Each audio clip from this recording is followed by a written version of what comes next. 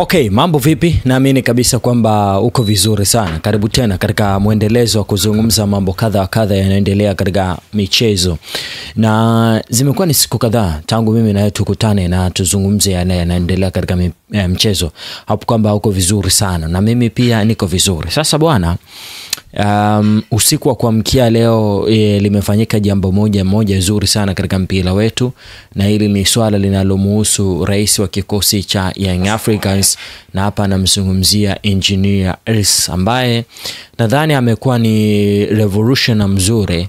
Na kama wewe unaweza ukawa una ndoto zako katika mpira, unaweza mtumia yeye kama idol, kama tuseme kama mtu wa kutazama na kujifunza sana kutoka kwake, kwa sababu ukopa mtu ambaye ameanza kama shabiki alafu anakuja kuwa kiongozi mkubwa wa club yenye miaka zaidi ya 80, na bado anaaminiwa Afrika nzima, kwa maana ile brain yake alionayo ameiweka kwenye mpira na imeenda kwa useful.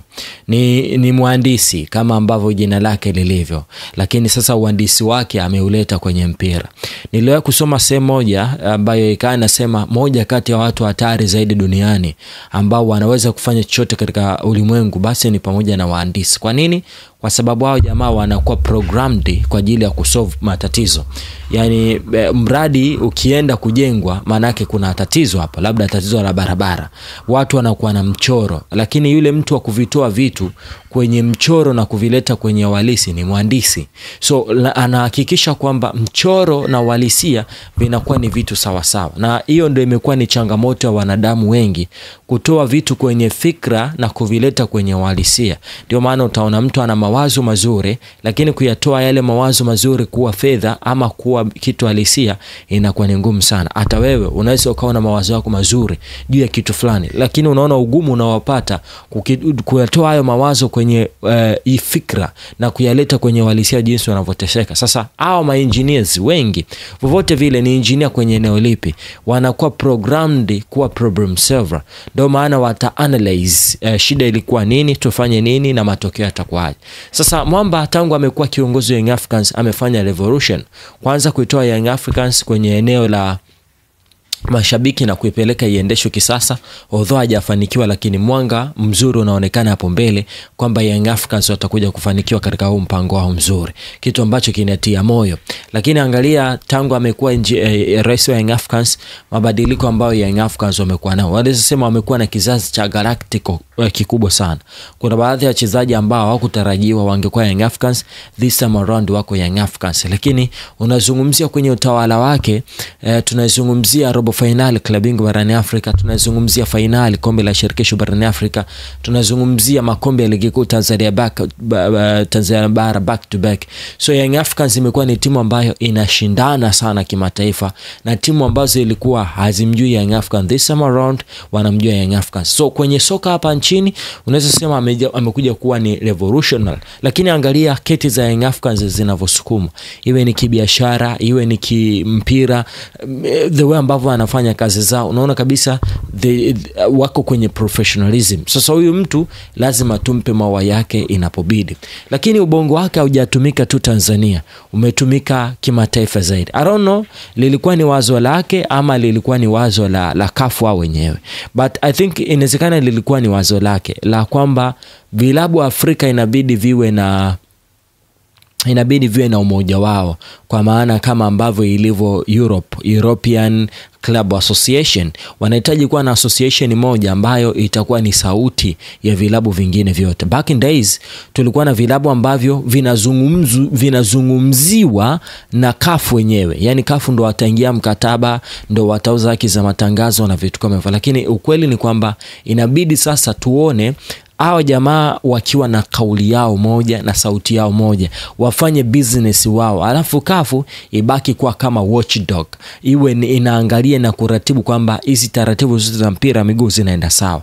Wao kazi yao isiwe kuchezesha mpira, kuendesha mashindano, iwe ni kuyatazamia mashindano. Na wao mashindano ambayo inabidi yawe ni mashindano ya CHAN pamoja na AFCON. Alafu kombe la shirikisho, African Football League, kombe la klabu bingwa barani Afrika, African Football Super Cup lazima iwe chini ya hiyo vilabu. Yeye anabaki kama watchdog, kama ambavyo unavyoona ligi kuu Tanzania bara pamoja na TFF, kwa maana TFF ni watchdog alafu bodi ligi kuu Tanzania bara anafanya kazi yao. So jamaa amekuwa ni revolution kwenye ile eneo, na sasa hivi unazungumzia umoja ambao umesimama.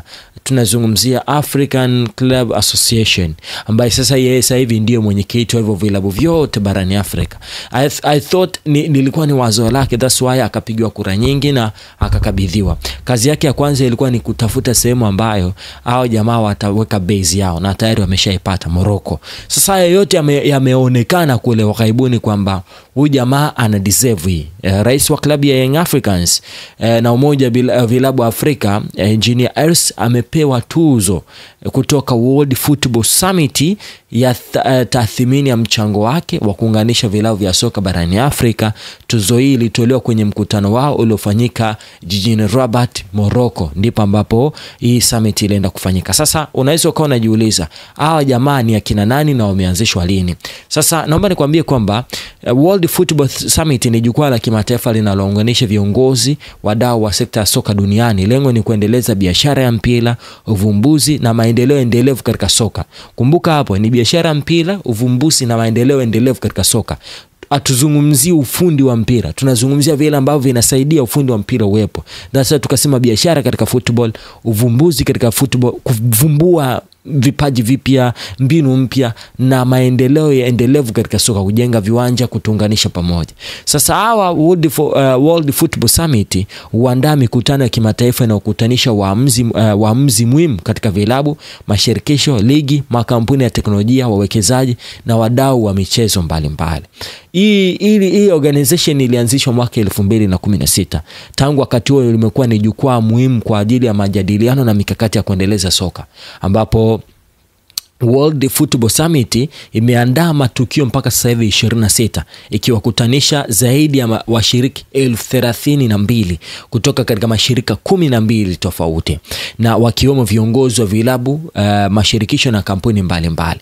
Malengo yao makubwa ni nini? Moja ni kukuza ukuaji endelevu na uvumbuzi katika soka. 2 ni kuhamasisha ushirikishwaji wa jinsia na jamii. 3 kuwawezesha fursa za kibiashara na wawekezaji katika sekta ya soka. Na 4 ni kujadili masuala ya utawala bora, teknolojia na ushirikiano wa kimataifa.